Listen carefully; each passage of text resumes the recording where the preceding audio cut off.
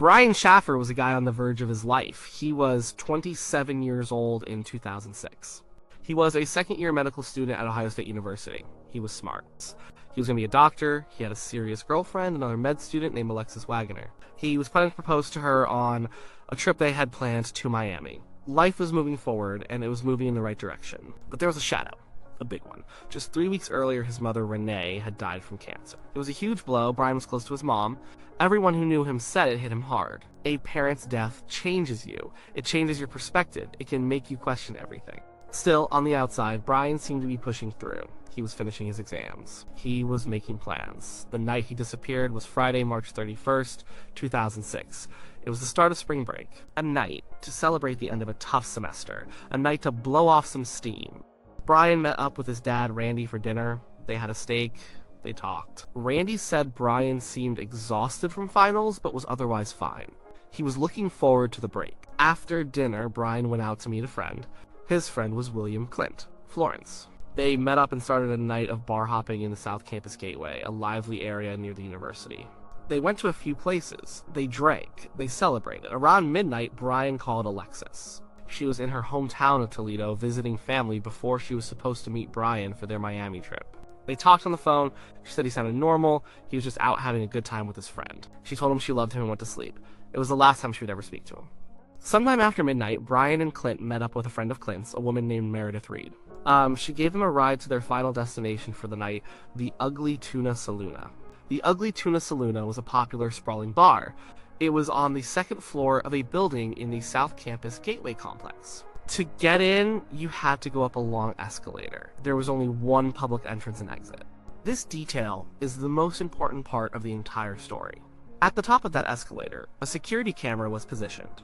It recorded everyone who came in and everyone who went out. The three of them, Brian, Clint, and Meredith, went up the escalator. The camera recorded them entering the bar at around 1:15 a.m. Inside, the bar was crowded and loud.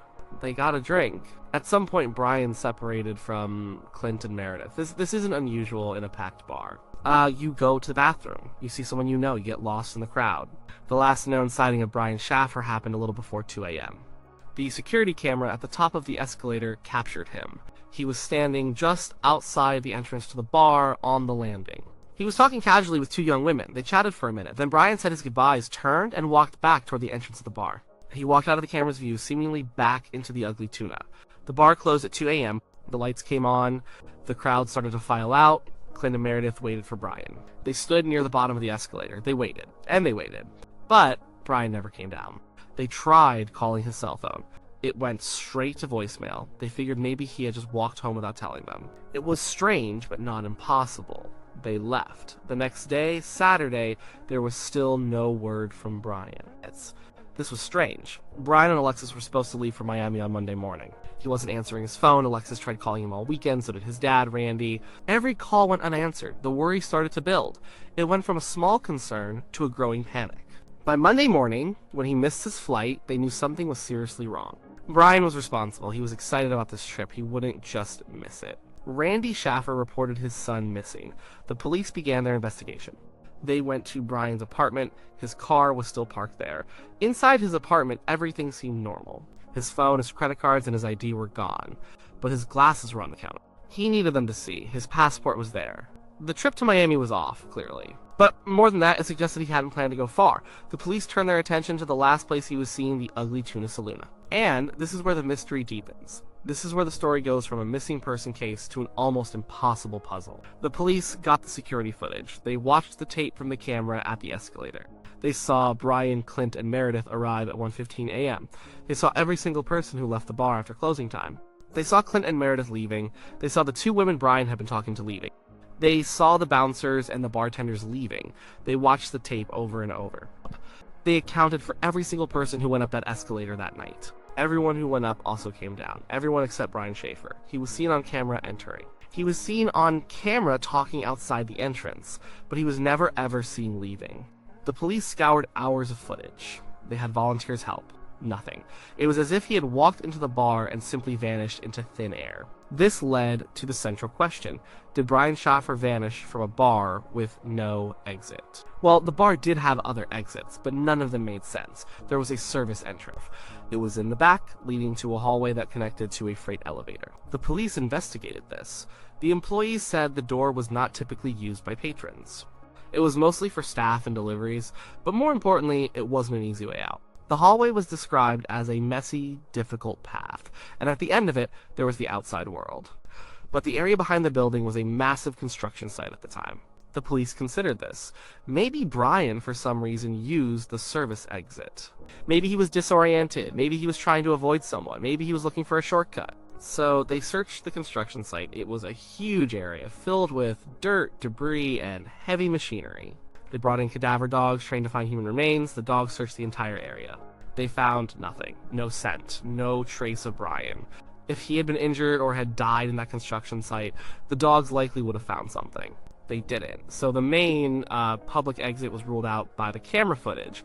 The service exit seemed incredibly unlikely, and a thorough search of the area it led to turned up zero evidence. It created a logical impossibility. He went in, he did not come out. How can that be? The investigators were stumped. They had to consider every possibility, no matter how strange. One theory was that Brian had somehow changed his appearance and left with the crowd, fooling the camera. Perhaps he put on a hat and a different coat. This seems far-fetched. Why would he do that?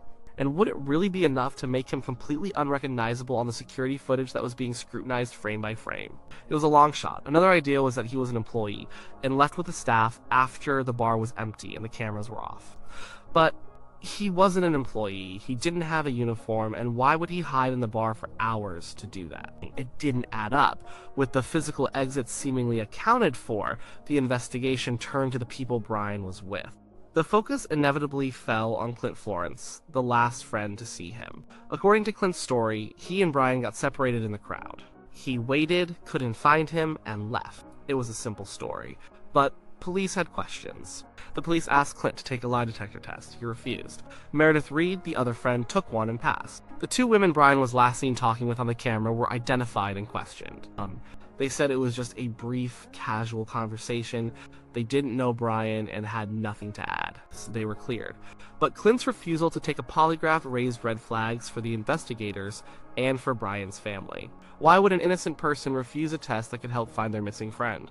Clint's lawyer said that polygraph tests are notoriously unreliable and that he advised his client not to take one. This is a common legal stance. An innocent person can fail a polygraph, and a guilty person can pass one. Refusing the test is not an admission of guilt, but in the court of public opinion and in the minds of a desperate family, it looks suspicious.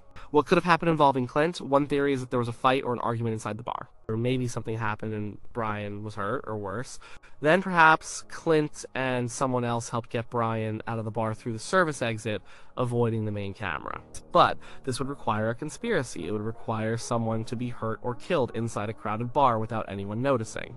And it would require them to move a 27-year-old man out through a back exit and a construction site without leaving a single trace of evidence. It's a complicated scenario with no evidence to support it. The police interviewed Clint multiple times. His story remained consistent. He didn't know what happened to Brian, he lost him in the bar, and he never saw him again. Without any evidence of foul play, there was nothing police could do. Clint Florence remained, for many, a person of interest, but he has never been charged with any crime related to Brian's disappearance. He has since moved on with his life. If foul play inside the bar seems unlikely, what other possibilities are there? This leads to the second major theory that Brian left on his own, that he chose to disappear.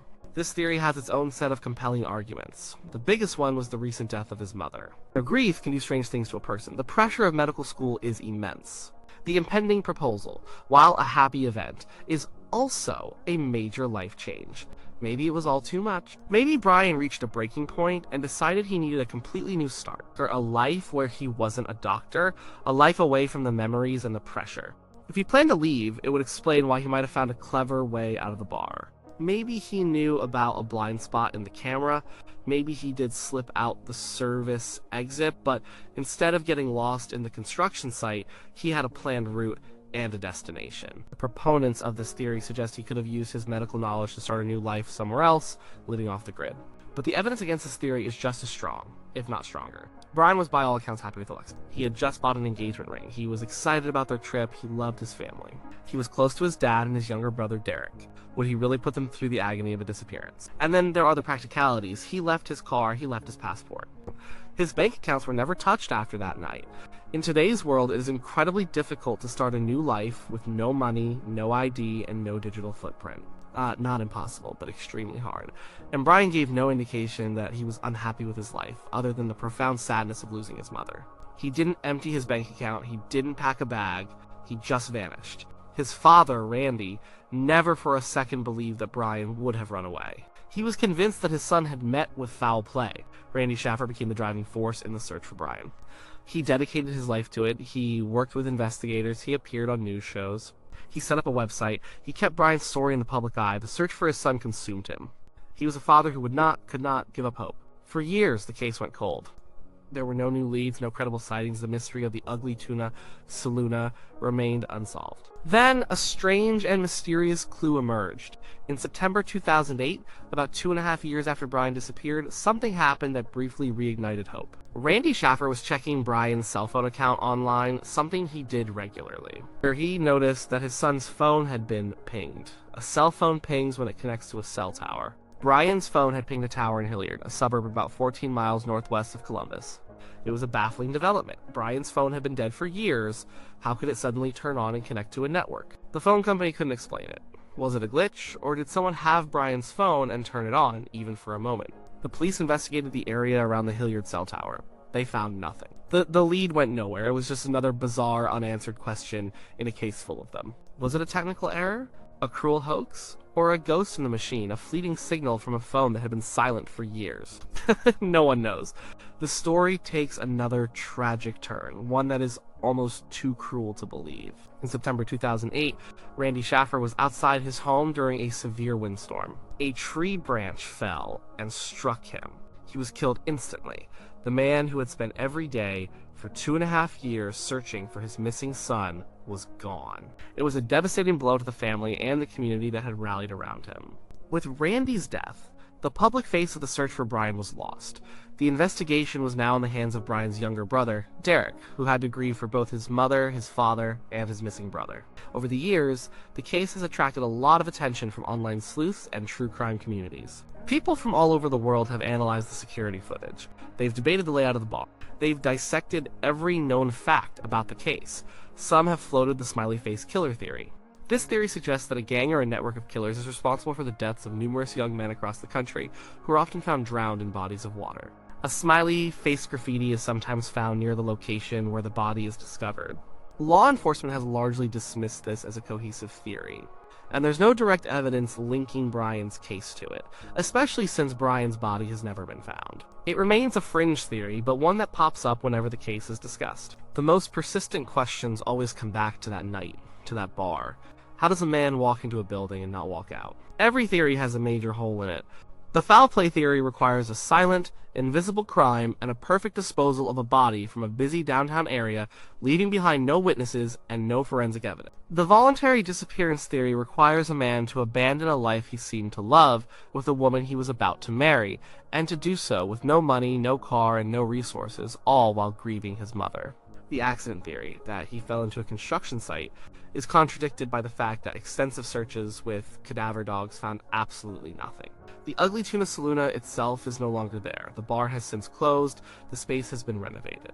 But the mystery it holds remains. The camera footage is the hard, undeniable center of this case. It is the silent witness that tells an incomplete story. It shows the beginning, but not the end. Let's go back to the central premise. Did he vanish from a bar with no exit? The phrase is a bit of a misnomer. The bar had exits, it had the main escalator, and it had the service door. The problem isn't that there were no exits. The problem is that one exit was monitored, and he wasn't on it. The other exit was unmonitored, but led to a searched area that yielded no clues. So, the puzzle isn't about a sealed room, it's about a failure of observation. The camera should have seen him leave, but it didn't. This could mean one of three things. First, the camera system somehow missed him.